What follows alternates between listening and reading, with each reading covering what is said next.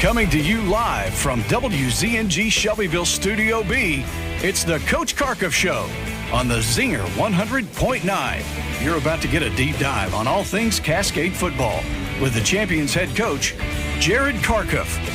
Hosted by Cascade football analyst and Shelbyville Times-Gazette sports editor, Noah Maddox. The Coach Carkuff Show is sponsored by Clanton Pipe and Supply. Only on your radio home for Cascade High School athletics. The Zinger 100.9 and AM 1400.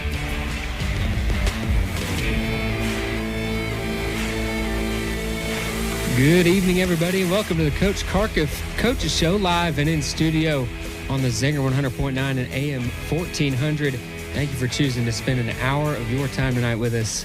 We have a pretty good show this evening from 5 to 6. As Cascade gets ready to take on the Forest Rockets tomorrow night and open up region play.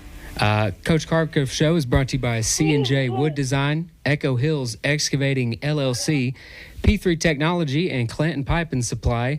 And we want to welcome in Coach Eubanks in studio tonight. Hey, how's it going? And it's going well. And we have Coach Carkuff on the phone. Can you hear us, Coach? I got you. Do you got me? Yes, sir. We hear you loud and clear. Coach Carkuff. Awesome. Yes, going a little remote this week, but still getting the job done here on Thursday. Again, welcome in to the Coach Carkuff Show on the Zinger 100.9. We can talk about last week's matchup at Watertown, the second to last region or non-region game of the season.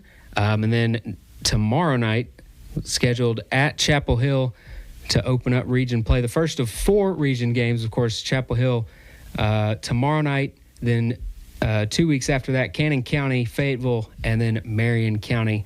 Coach, how you feeling this evening? I feel pretty good. Sorry I'm not in there. I got a couple sick babies, so I had to stay home, and my wife was working. So, you know what? We figured it out. Yeah, it happens. That's what the phones are for, and glad we can hear you over the speakers. So I guess we'll dive into it. Last Friday, September the 20th, traveled to Watertown, fell 20-3 in a defensive struggle, 7-3 going into the fourth quarter. Coach Carkuff, what were the some of the biggest takeaways from last Friday night? And then after that, I'll go ahead and I guess before you answer that, I'll go ahead and read out the box score, and then we can get into that. As a team for Cascade, according to the huddle stats, 25 rush attempts went in the negative 5 yards, but that does include sack numbers as well. And then through the air, 48 yards, had a long of 35, but really this was Watertown controlling the clock, but you guys kind of defensively bending without breaking, giving you guys a chance. What was biggest takeaways from Friday night? Obviously, defense and just playing together. I felt like we played a really good defensive game, had a great plan like we kind of talked about the week before, and took away things that they thought that they could do, and Coach Eubanks came up with an amazing plan, and kids executed it. That was the biggest thing, is we've thrown so many different wrinkles into our defense, and the kids have just taken it and ran with it, and it's been awesome. Offensively, obviously not a great plan. We thought we could do a little bit more in the run game than we showed, and then we just waited a little too late to start throwing a little bit and missed a couple guys, and like I said, just a little too late on all that stuff. Coach Eubanks, Watertown, came out pretty impressive opening drive, went 4 for 4. Their starting quarterback, Waldorf, for 41 yards, went down the field, took about 5 minutes, took the lead 7-0, but then he only completed 2 more passes the entire rest of the night. And that wasn't them, at least at first, just refusing to throw. It finished 6 of 14, 78 yards, 2 picks, no touchdowns through the air. What defensively kind of would you say on that first drive, and then adjustments afterwards that really kind of shut down the passing game? Yeah, I mean, the plan was just to kind of hone in on their passing game. We kind of knew that we were we were going to give up the run a little bit just to make sure that we wanted to shut down the pass, and that's what we did. Like you said, he finished 6 of 14, 78 yards, and he was averaging well over 200 yards a game. Their top receiver finished with 1 catch for 16 yards. Like I said, after that first drive, I think we kind of just got into a rhythm of what we wanted to do. We were playing just a little bit tighter on them after that, and their offense got frustrated after that. After that first drive, because they weren't able to complete as many balls as they wanted to. We had good coverage, and then we were getting Waldorf out of the pocket too. And then like I said last week, if he got it out of the pocket, he was looking downfield, and there was not a lot there. We forced. I think both picks were on scrambles, or with him getting out of the pocket, both of the picks were. And so that was awesome to see. For sure. It's kind of an inverse from, their season averages coming into, because like you mentioned, over 200 and some odd passing yards a game they average, and then it's about 80 or so on the ground. So they've been really kind of airing it out first, and that's at least the way the first drive started. But then they eventually started to run the football, finished 42 carries, 325 yards, that's how they scored all their touchdowns as well, with all 3 touchdowns on the ground, but 2 of them in that fourth quarter. That first quarter, obviously, so they took the lead 7-0, and then kind of stayed that way until the second quarter, when Christian Casey made a pretty impressive, at least from our angle, very impressive interception, to put you guys in field goal range, and thought he had a pick 6 for a second. Yeah. He made a real good read. That was kind of one of those things we picked up on. It's like, hey, they're looking like this. This is a good chance this is coming down. So they tried to throw a little screen right there, and he saw it. Made a great play, picked it, and then ran straight. I think he saw the ref first, wasn't sure if he was trying to tackle him or not, and then Waldorf came in and just got a nice little shoestring tackle right there at the 5.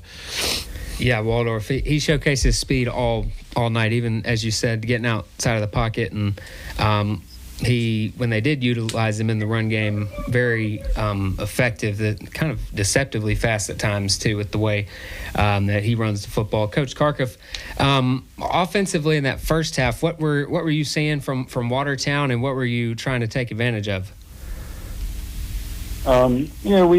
We thought we could, because we knew they were going to kind of blitz up the middle quite a bit, because we were missing a couple linemen, as always. Somebody was out.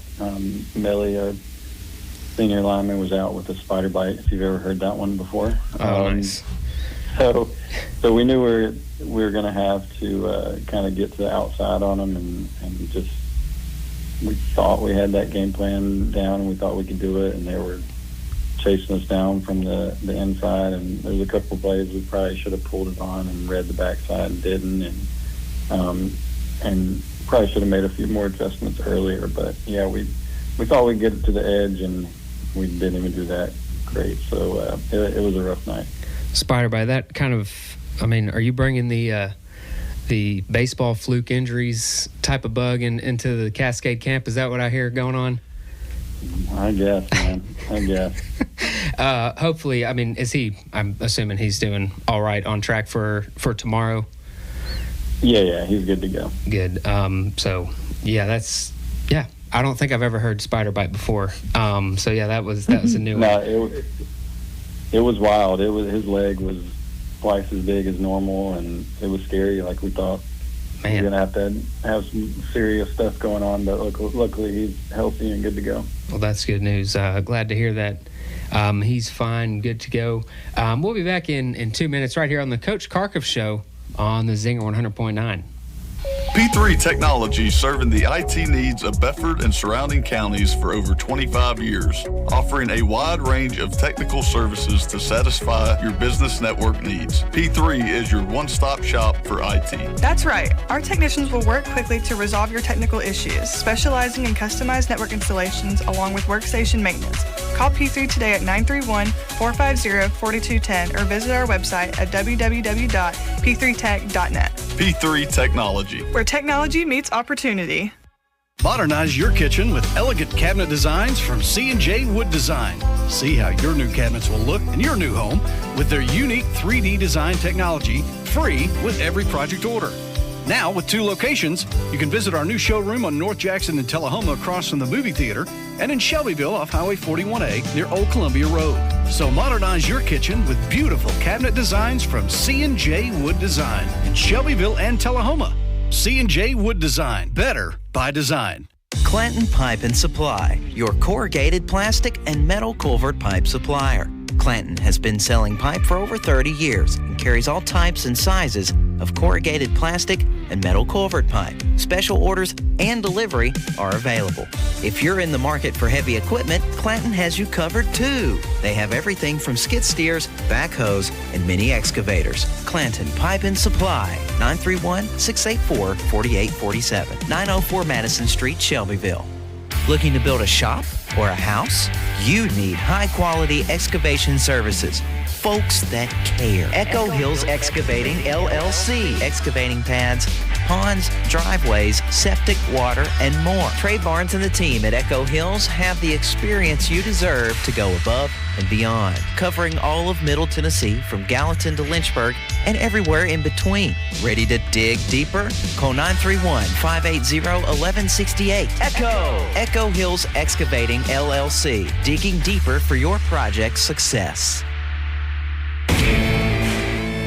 Now back to the Coach Carkuff Show on the Zinger 100.9. Welcome back to the Coach Carkuff Show. Welcomed in by C&J Wood Design, Echo Hills Excavating LLC, P3 Technology, and Clanton Pipe and Supply. We do have, as you can possibly hear the babies in the background, Coach Carkuff on the phone with us this evening, and Coach Eubanks in studio tonight.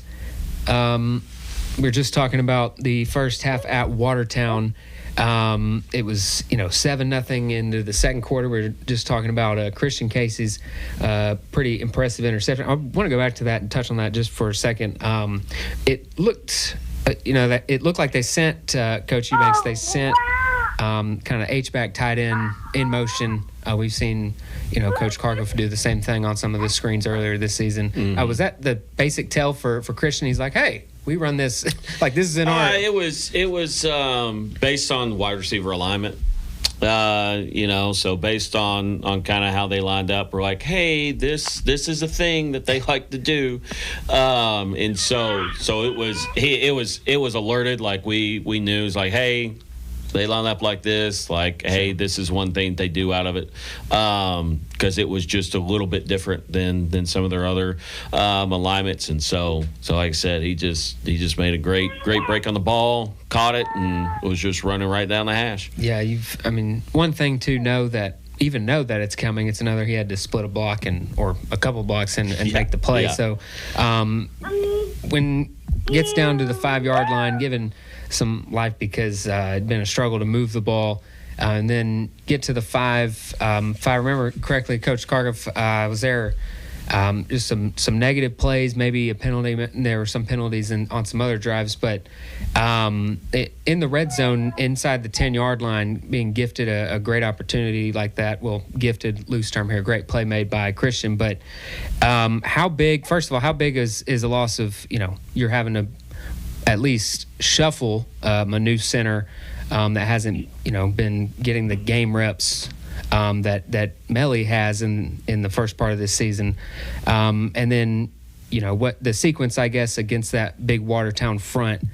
What did you see, and what was the how big of a I guess hiccup, or I guess a hurdle was Melly not being in there at center?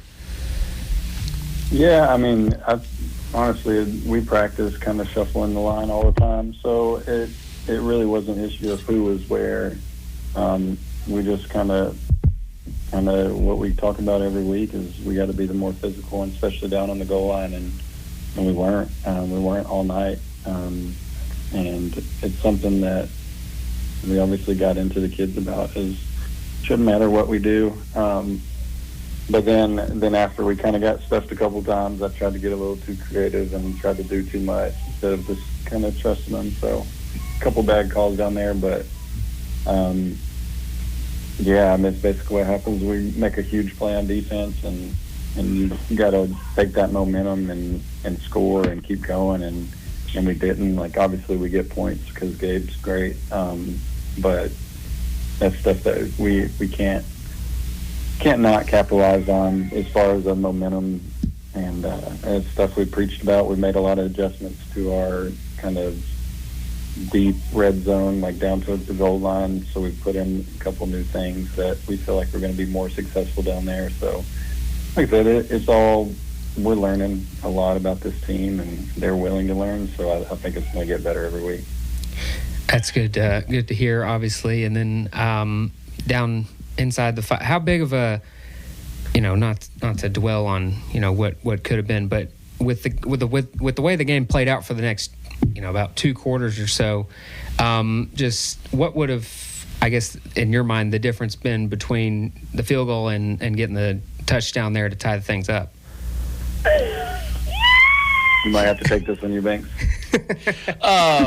Yeah, it would have been a big shift. Like, it was, go down there, still get 3 points, which was good. But if we would have came out there 7-7, getting a little momentum on our side, defense knew that it's like, oh, hey, we got turnover, go down, we punch it in. Now defense has got a little bit more life, because again, guess what? It's the same guys that are going back out there on defense that were out there on offense. Yeah. And if we would have scored right there, tied it up, I think, they would have gotten a little bit more juice on defense, and then being able, again, once we got back on offense, to just be able to pump it up a little bit more.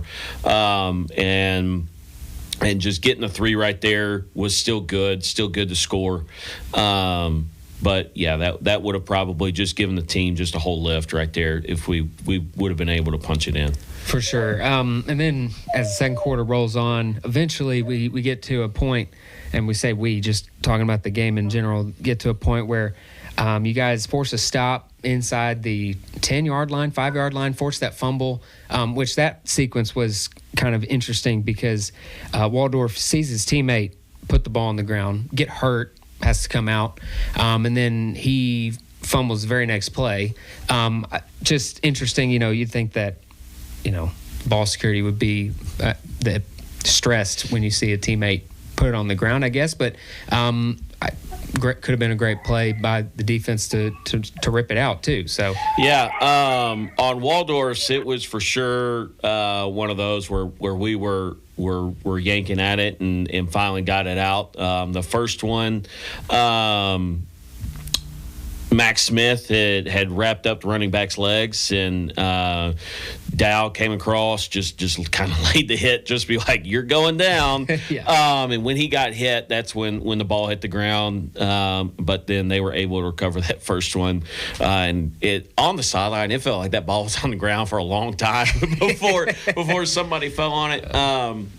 And next play, Waldorf kind of takes it up the middle. Again, we were right there, kind of had him held up, and then River Sims came across, got on his back, and was able to rip it out. And then Landon Kling fell on it. Pretty sure it was Kling that fell on it. And we were able to not let them score right there. And so that was really nice. For sure. You mentioned Max Smith. First game back for him in about a month, it seems like, in terms of just thinking about how many games have been played since the season opener. How big was it to have him back, consistently? I think we saw him against Community some as well, but has the one game down under his belt, and then playing both ways last Friday.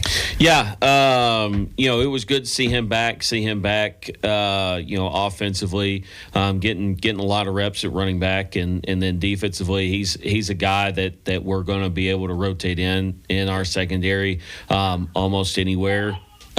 just because he's a pretty versatile kid, and that was really good for us to have him come back and just be healthy because we're getting so many guys both ways, just giving guys a breather on defense for a few plays, and our production when he's in doesn't take a dip, and it's really awesome. And it does seem that in the secondary had that helped with the impact of Waldorf didn't have anywhere to go with the football. Yeah. It felt like a lot of times, and it just kind of it was a shock just with how the first drive went, the scripted drive, whatever you want to call it, that they had, and then you guys really put the clamps on them in the secondary from then on out. So recover the fumble. Were you guys as shocked as we were in terms of what or how that first half ended in terms with the clock and the timeouts on the other sideline? Because we up in the booth had a conversation, we'll leave it at that, about what we saw. Coach Carkuff, if you want to take that one, Coach Eubanks, whoever on that one. Yeah, I'm back, kind of. I'm sure something will happen soon. But,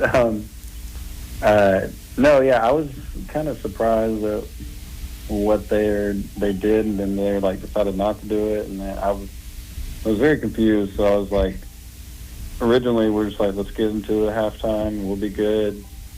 And I think they were like, maybe we can get the ball back, and I don't know. I thought it was handled very weird from their side, but also it worked out for them in the end. So yeah, we were just literally trying to get into halftime because we were playing such good defense, and we knew we were like, okay, we don't need to take a risk. And we tried to ruin it, but yeah, it was weird.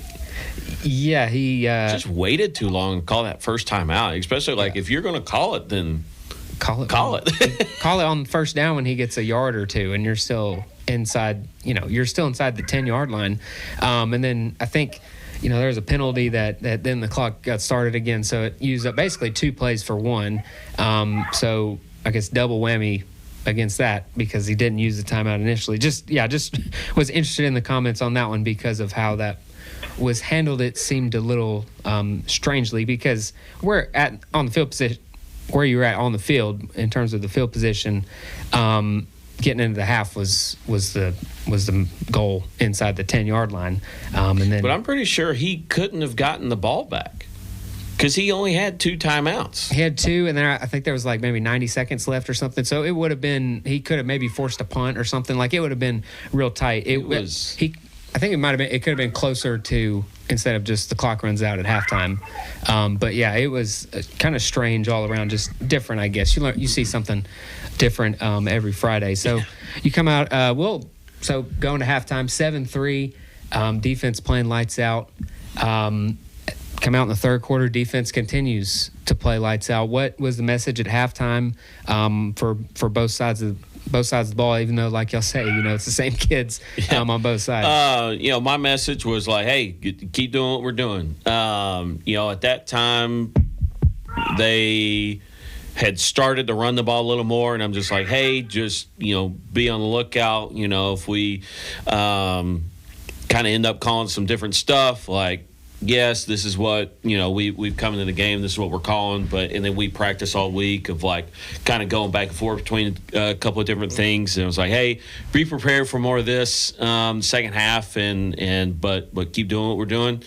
They're frustrated, and both offenses were frustrated on both teams. That was just their offense frustrated. Waldorf's coming off. He's banging his helmet on the ground every time he comes off the field. Yeah. We're doing our job, and let's go out and get this thing. For sure.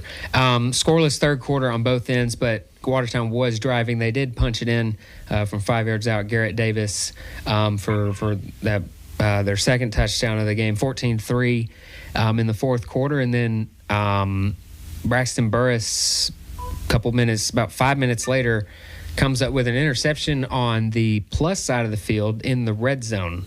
I think I have it here that he got tackled at the 12-yard line. It felt like the game was starting to, they're just going to run the clock out. We're getting out of here. And then Burris makes a great play to pick off Waldorf. What kind of life did that inject into the sideline? Because that all of a sudden you know that, hey, we get a score here, we get a stop, it's anybody's ball game. Yeah, I mean, I thought that was obviously huge. I mean, that's what we preach every week, to create turnovers so that we can take advantage of them and go score. And, I mean, that's what we did not do. It literally killed us, not taking advantage of all those momentum moments in those turnovers. So, yeah, that was rough to see how well the defense played and turn around and not able to capitalize on any of it. Was a tough night, that's for sure. That penalties kind of knocked him back on that drive. And then fourth down, I think it was a high snap that kept Gabe from being able to get a kickoff. Yeah. Snap was a little high, a little inside. And then, we were trying to, then Braxton was trying to make a play with it. And then our long snapper, who has an eligible number, ended up about 20 yards downfield. We're like, hey, even though you've got that nice little eligible number on, you're the long snapper and you are covered. You cannot go downfield. So yeah, nice little. Yeah, so, I mean... That's what we like to call teachable moments. Right. Within the game. Exactly. 14-3, then Watertown obviously gets the ball back, running the clock out, gets a garbage time touchdown, about a minute and a half left for the final score. What are some things, at least offensively, Coach Carkuff, from that you learned from Friday in terms of, the size and the just sheer size of their defensive line in terms of just pure pounds compared to, it's a tough challenge. It's a tough ask when you have guys that are outweighed by, 40, 60, sometimes 80 pounds on either side. Yeah, we've made a lot of adjustments to kind of just the scheme up front and our blocking rules. And I'm always open to change. So that's, kind of what we sat down and looked at and was like, well, if these rules don't work, if we're outmatched physically, then what rules will work, basically, if in that same scenario. And so we've kind of looked at a few different rules on our blocking schemes up front, and I think we've made some good adjustments. And only time will tell. We'll see tomorrow if those changes work. If not, then we'll figure something else out. For sure. Defensively, kind of same question, even though, it's, like you say, same guys, but it's, different other side of the ball. Yeah, same guys. They go off the field, don't change, and then they come back on the field for defense. And, it is what it is. We're trying to, kind of move guys around, figure out, like, hey, best matchups, like, we'll sit down, look at the offensive line, be like, hey, this player fits best against this player, like, and that's sometimes we go in the weeks, and that's how we try to match up, just to have small victories up front, just with the way that we aligned or who we've got there, to try to make a difference up front, And it's just one of those things that we try to use. We try to use our techniques as best we can, just to take on those bigger offensive linemen.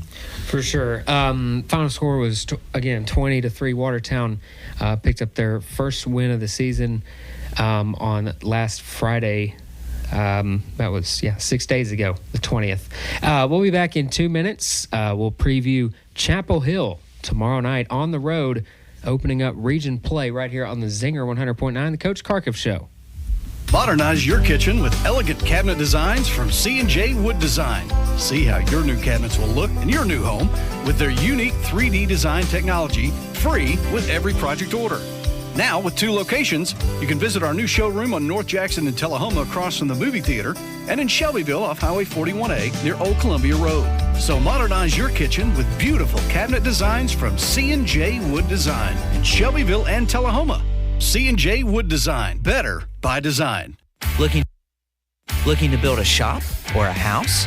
You need high-quality excavation services. Folks that care. Echo Hills Excavating, LLC. Excavating pads, ponds, driveways, septic, water, and more. Trey Barnes and the team at Echo Hills have the experience you deserve to go above and beyond, covering all of Middle Tennessee from Gallatin to Lynchburg and everywhere in between. Ready to dig deeper? Call 931-580-1168. Echo Hills Excavating LLC, digging deeper for your project's success. P3 Technology, serving the IT needs of Bedford and surrounding counties for over 25 years, offering a wide range of technical services to satisfy your business network needs. P3 is your one-stop shop for IT. That's right. Our technicians will work quickly to resolve your technical issues, specializing in customized network installations along with workstation maintenance. Call P3 today at 931-450-4210 or visit our website at www.p3tech.net. P3 Technology, where technology meets opportunity. Clanton Pipe and Supply, your corrugated plastic and metal culvert pipe supplier. Clanton has been selling pipe for over 30 years and carries all types and sizes of corrugated plastic and metal culvert pipe. Special orders and delivery are available. If you're in the market for heavy equipment, Clanton has you covered too. They have everything from skid steers, backhoes, and mini excavators. Clanton Pipe and Supply, 931-684-4847, 904 Madison Street, Shelbyville. The Coach Carkuff Show is on the air. Touchdown, Cascade! Now back to the show.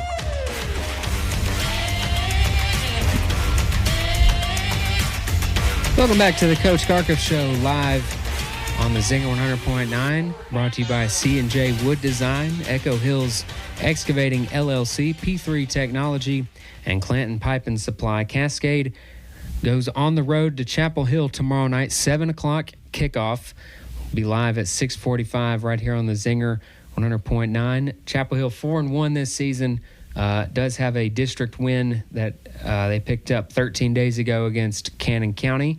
But other than that, this is obviously Cascade's first region game of the season.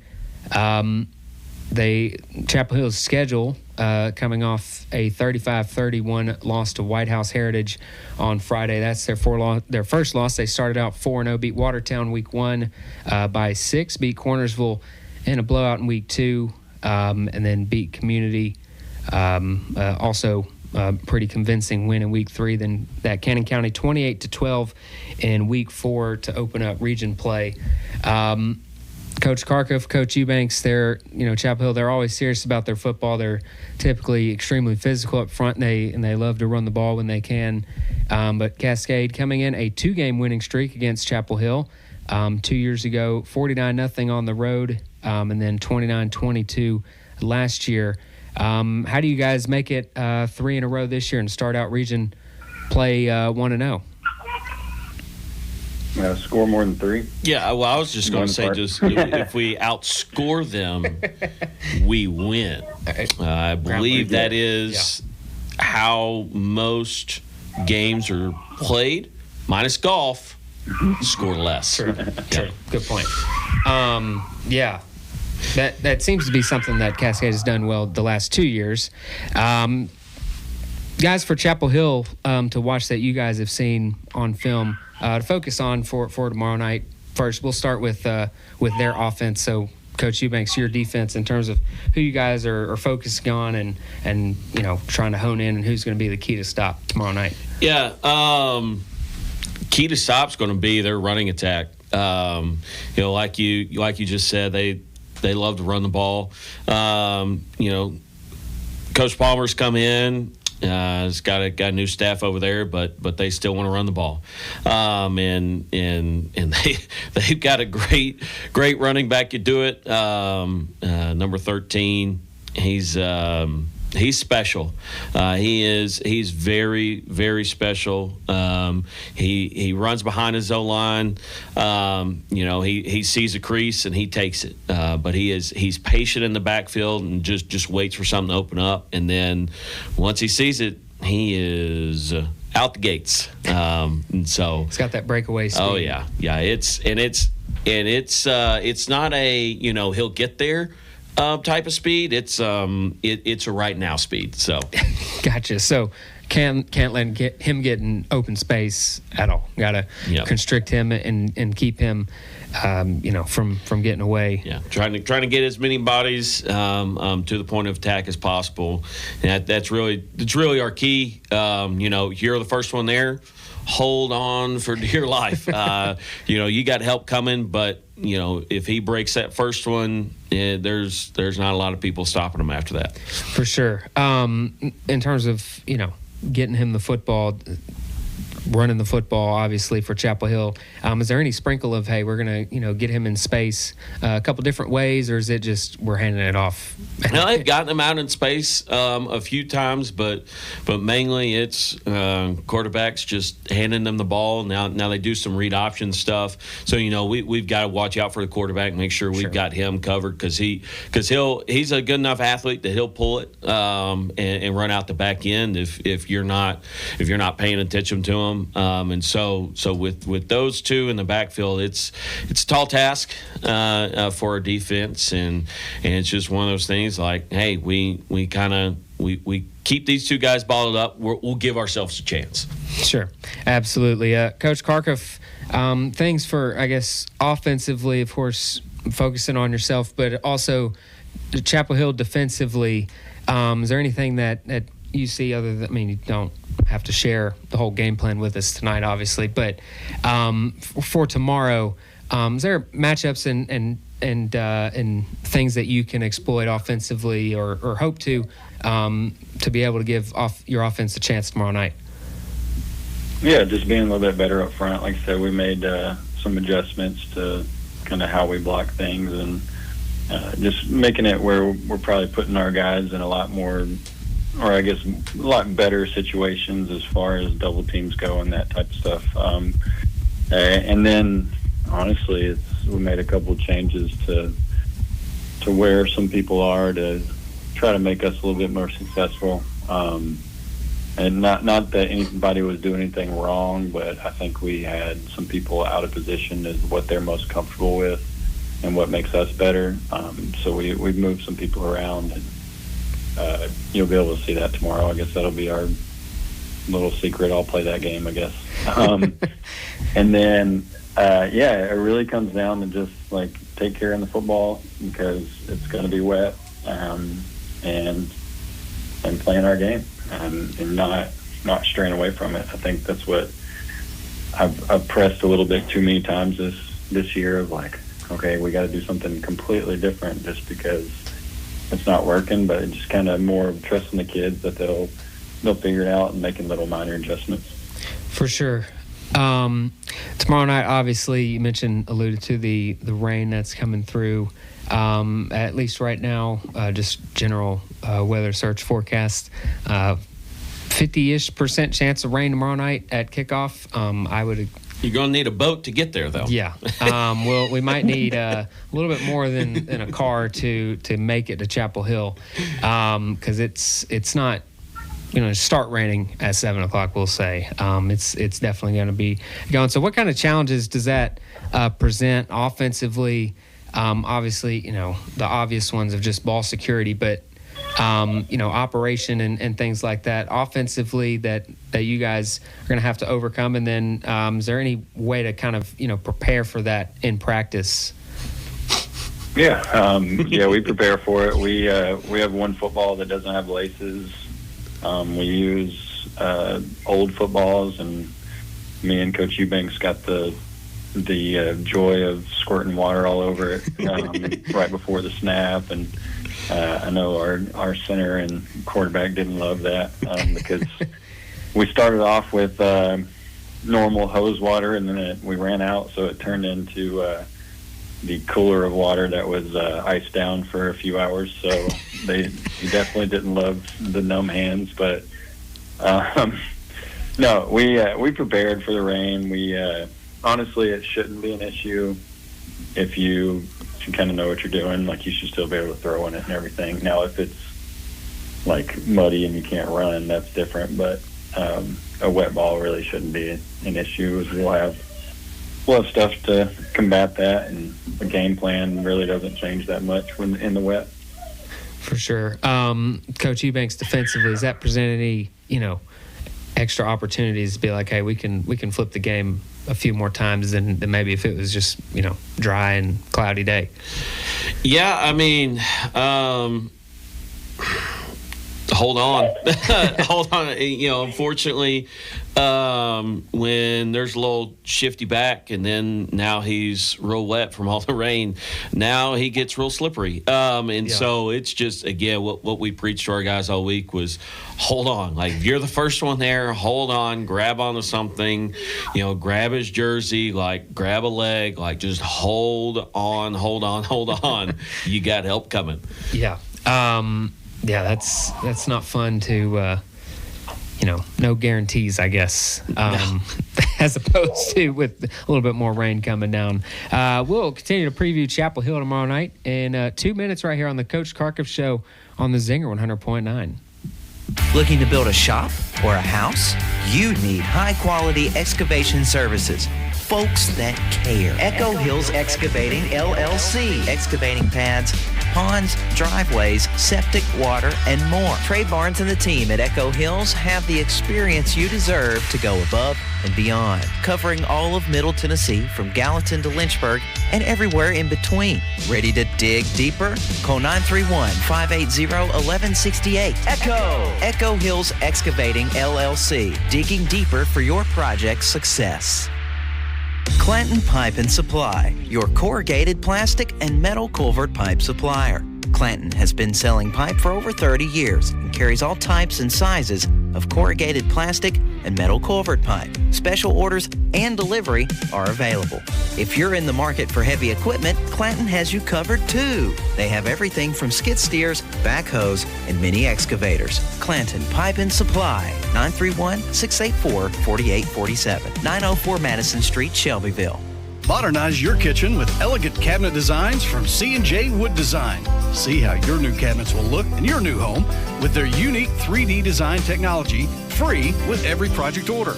Now, with 2 locations, you can visit our new showroom on North Jackson and Tullahoma across from the movie theater, and in Shelbyville off Highway 41A near Old Columbia Road. So modernize your kitchen with beautiful cabinet designs from C&J Wood Design in Shelbyville and Tullahoma. C&J Wood Design, better by design. P3 Technology, serving the IT needs of Bedford and surrounding counties for over 25 years, offering a wide range of technical services to satisfy your business network needs. P3 is your one-stop shop for IT. That's right. Our technicians will work quickly to resolve your technical issues, specializing in customized network installations along with workstation maintenance. Call P3 today at 931-450-4210 or visit our website at www.p3tech.net. P3 Technology, where technology meets opportunity. You're listening to the Coach Carkuff Show on the home of the champions, the Zinger 100.9. Follow us on Facebook, Instagram, and X at the Zinger 100.9. Welcome back to the Coach Carkuff Show on the Zinger 100.9. Brought to you by C&J Wood Design, Echo Hills Excavating, LLC, P3 Technology, and Clanton Pipe and Supply. Just talking about tomorrow night, obviously the weather coming in today, tonight, across the state and the southeast in general. But tomorrow night, for at least for cascading the purposes of this show, is when we're focusing on and not just the rain, but we're talking about, the wind is supposed to be even possibly even a bigger factor than the rain itself. So that'll be interesting to watch tomorrow evening. Cascade takes on Chapel Hill at 7 o'clock on Friday night on the road. Got to get there. On 100.9 The Zinger. On the Zinger, 100.9. And AM 1400. 11. Ooh, that was almost. I wonder that was what's almost real bad. On AM 1100. I guess y'all can check out AM 1100 at 6 o'clock. Well, no, stick around for Benny's show. So stick around AM 1400. Yes, we bring Cascade games. Love doing it. Having a blast all season. Again, thank y'all for coming on the show every Thursday. So talking about the weather, get through the weather for the most part. Chapel Hill, Coach Carkuff did want to ask this couple different things. The first of all, the fronts that you guys have played against in terms of the size and everything that Watertown had.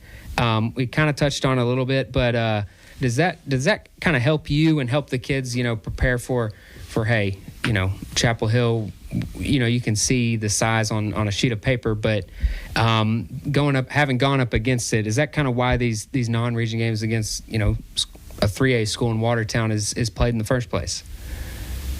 Yeah, no doubt. I mean, that's what you try to obviously set your team up for success any way possible. And that's one of the ways that definitely Coach Dyer made this schedule, but that's obviously what he did. And then coming up with another Monterey team that's going to be the same way. They're going to be physical and really good up front. So, I mean, if you can kind of see that every single week, one, you're challenging yourself, and yeah, you're just going to kind of see what you're going to see during the region where it really matters.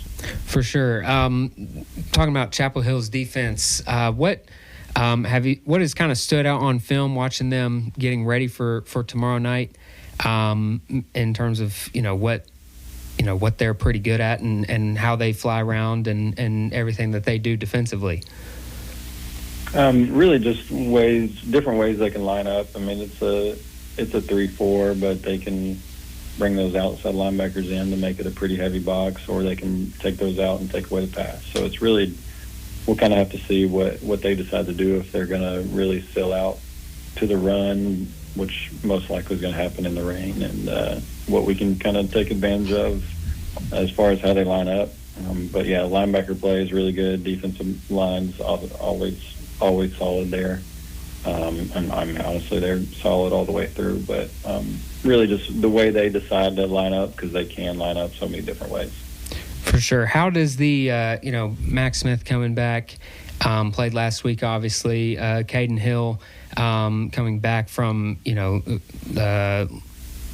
having to miss the second half against Community, playing last week. Those guys, they have a full game under their belt, ready to go. What are you expecting from either one of them tomorrow on both sides of the football, and how big of a difference is it to have that game back under your belt, coming back from injury? Oh, for sure. And we also tried to kind of limit Max as much as we could. Now you saw that we love him a lot, so we put him out there more than we probably should have last week, because, I mean, he just does such a great job. But we definitely tried to keep him on a pitch count for the most part, just because it's been a while. But he'll be full go. Like I said, it looks like a lot of our unhealthy are coming back and look strong, and like we're already growing as a team, like we talk about every week with the lows and all that. We had our season low and all that type of stuff, which is obviously a good thing. So we're just continuing to get better every single week, and as we get healthier and better, it turns into something that could be pretty nice.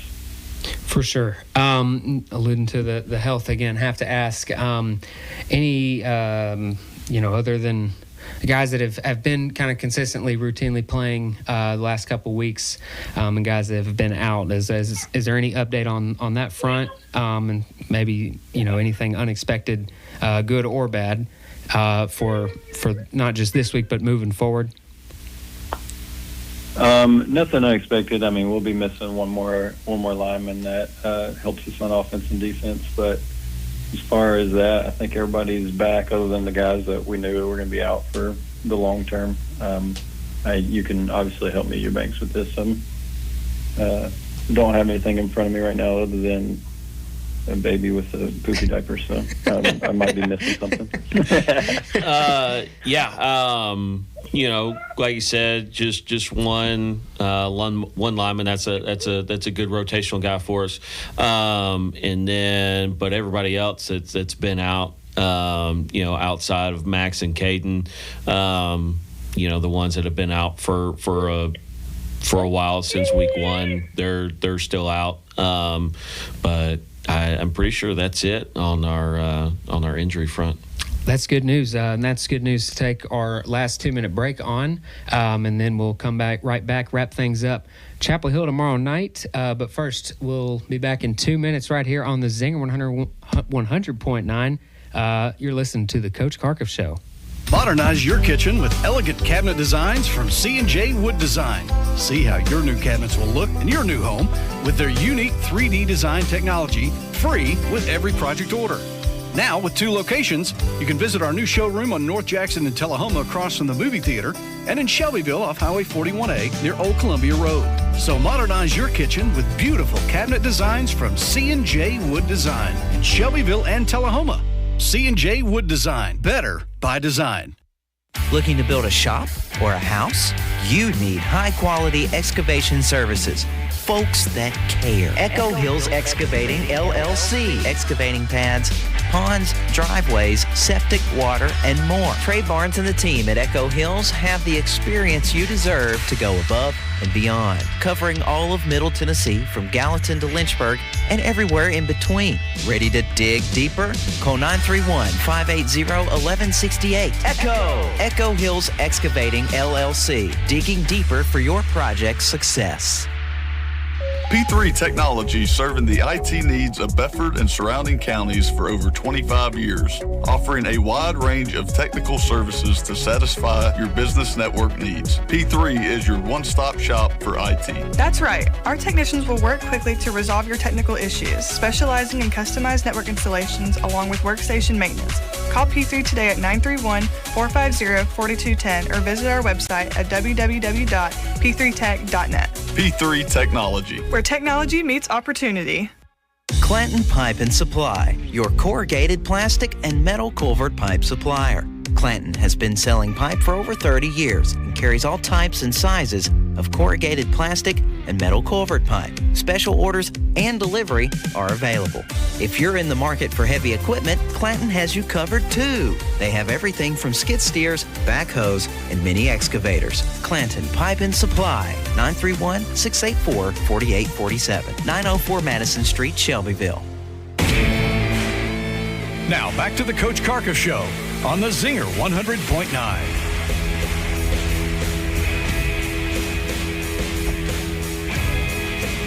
Welcome back to the Coach Carkuff Show, live on the Zinger 100.9 and AM 1400. Brought to you by C&J Wood Design, Echo Hills Excavating, LLC, P3 Technology, Clanton Pipe and Supply. Noah Maddox here with Coach Eubanks in studio, and Coach Carkuff on the phone with a poopy diaper baby, it sounded like. He said on before we went to break last. So having fun balancing those two things. Last couple minutes here, just want to, it's first region game tomorrow night, and just kind of take a look at how the team has improved from week one to say week 6, week 5, week 6, because there's been 5 games. How I guess first of all, since you guys got here, of course, familiarity with you two guys specifically, with each other, but a coaching staff that is a mix of guys that have been here and guys that are new to you guys. So how have you guys kind of meshed together these 5-6 weeks of the season, but well specifically 5-6 weeks of the season, outside of kind of the off season, preseason, with how things operate in the games? Just growing together has been actually really fun. We've had our bumps and bruises and ups and downs, but we knew it was going to take a minute for us to grow together, and not even as a team, but like as a coaching staff, because like you kind of hit at, is me and Eubanks know each other, but we've never actually worked together, and I've never worked with any of these guys that I'm working with now, and so it took a little bit to kind of learn each other, them to learn me, that I'm kind of insane for the most part, and it's true. Eubanks can kind of hit on it, but you're insane, really? You're going to take that one over me? Oh, we knew you were coming into it. Some people thought I wasn't, but no. And then just the kids' willingness to kind of deal with our craziness and kind of how we do stuff, and like I said, we like to have a lot of fun, and it kind of took them a little while to figure out the difference between too much like silliness and having fun and being locked in, and you can tell that it's working, and we knew it was going to take a little bit, and so it's been fun to see kind of the change that has come over obviously the summer was more about learning what we were going to do, and now it's like we're coming together as a team. It's fun to see. For sure. Coach Eubanks, I guess I can ask sort of the same question. How's it been these 5 weeks working with Coach Carkuff Ford, as he said the first time? Yeah, it's been fun. We've again trying to get to know each other, from a working standpoint of, how we operate every day, and it's been fun. The staff itself, it's a bunch of awesome guys, and we get along really well, which is crazy, that we get along so well and only have known each other not even 6 months at this time. And so for us to joke around and have fun as much as we do, and with us only knowing each other less than 6 months, is awesome. And so we have a lot of fun, and then again that transitions over the kids, where we can get all of our work done in practice and still be able to just have fun, playing this wonderful game. For sure. And you kind of alluded to it with it wearing off on the kids, but what kind of has been, the biggest surprise about, kids that you've never coached before, welcoming in, you guys to let you guys coach them? I would say biggest I didn't thing. hear that. Biggest thing was, during the spring and during the summer, their heads were spinning with everything that we were trying to throw at them. Getting into the season and them finally settling in, and like we throw new stuff. We still throw new stuff at them every week, new wrinkles, and they're understanding it. They understand within what we're doing, and how we're doing it, and so that's been awesome that we've been able to throw in little wrinkles every week. For sure. I think the biggest thing is just the kids' willingness to tackle all that stuff. It's not that it's more complicated or more stuff. It's just different from what they've done. And like I said, we're willing to kind of change week to week to win a football game, and they're open to whatever we bring to them. So that's been fun to see them, just their willingness to learn. For sure. That kind of, I guess, that willingness to learn and adaptation from a week to week basis. Coach Eubanks, you talked about coming in, I guess maybe the first or second time we had you on the show, is, very analytical guy and likes to throw complex stuff at other teams, offenses and such.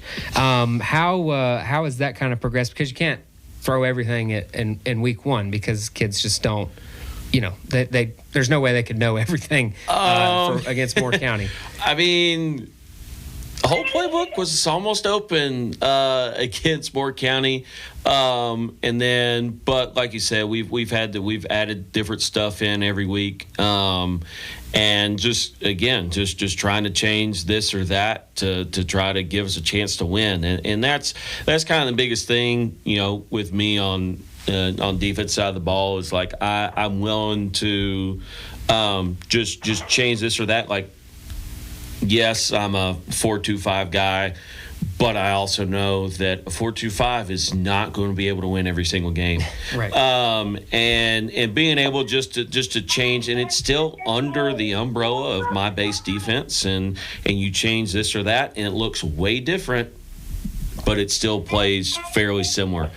Still similar rules and stuff like that. And so that's been fun, just been able to get up and bounce ideas off of my assistant coaches, and getting their feedback of like, I mean, that's kind of nuts, but it might work.